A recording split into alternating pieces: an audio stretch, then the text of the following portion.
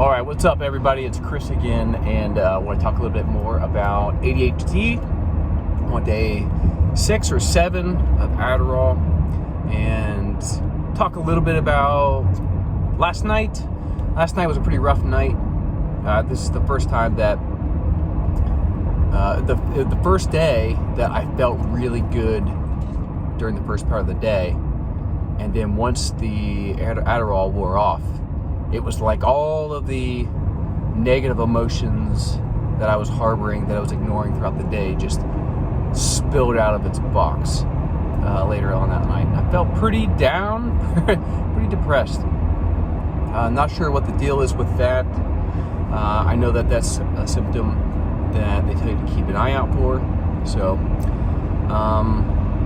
I realized, in kind of talking to my wife, that that is a task of its own, to be prepared for when it wears off.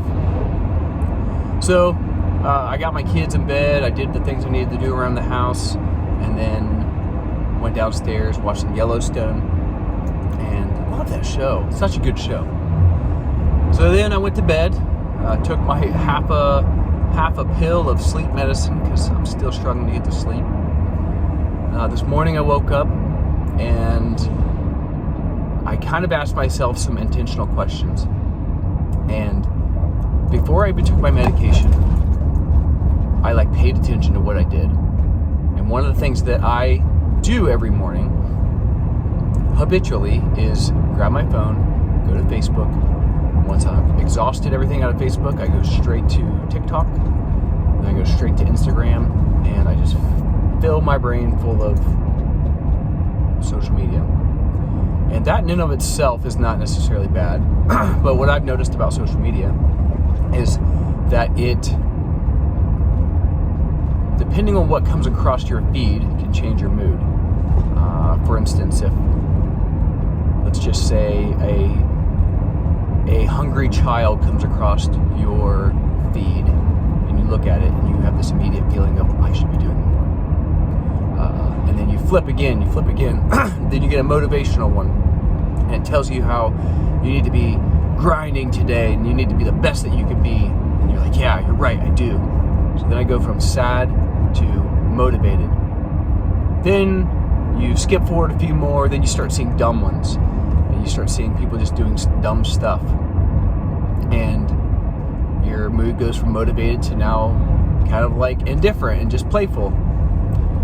And what I realize is that the more that you change your mood, the more that you're exhausting yourself. And eventually you just get to the point where I'm just like, what am I doing? Just wasting my life. And then that leads down, those darker paths. Now, eventually, Adderall would set in, and this tends to cover up some of those feelings. What it does for me is that it kind of negates some feelings. It covers them up, and so I don't really experience some of those negative side effects. But the problem is that your mind still wants to go that direction. So once the end of the day comes and your Adderall, your medication starts to wear off, you realize that your mind still wants to go in those directions that you're experiencing on social media and whatnot. And so last night I just truly believe that that's one of the few triggers, and that's not the only trigger. I'm sure there are plenty of others. This is just the one that I've noticed. But that's a trigger that sent me in the wrong direction. Now this morning I got up and I started to do my habit again, grabbed my phone, and immediately I was like, no, not today. We're just not going to be on our phone. So I put it down, and then I got my kids ready for school, got my shower, and I didn't do anything with my phone. And I did something that, I don't want to get religious here, because I don't want to say that I'm a religious guy, but I do remember something that I read out of the Bible. My dad used to tell me, and that was to take your thoughts captive. And really what that means to me is to take control of your thoughts. And how I do that practically is to pay attention to what I'm thinking. So if I'm finding myself catastrophizing, or if I find myself in a thought pattern, for instance, I wake up and I think I should be further along in my life, or I have a thought that comes across my mind that reminds me that I should have accomplished some other goals, or I start to think about memories in the past, some that are awkward, some that are maybe embarrassing. It starts to make me feel a certain way, and then it sends me down that path.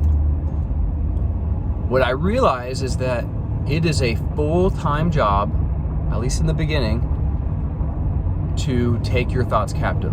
As soon as you think a thought, if it's not good for you, go a different direction. Take time to be in the moment, be present, look around you. Anytime you find yourself going down a path, I will literally sometimes just say out loud, I would just say something that I see. You know, I'm driving, got a truck in front of me, I'm on a freeway, I am paying attention to the road, so there's no worries there, but this is a good time for me to talk.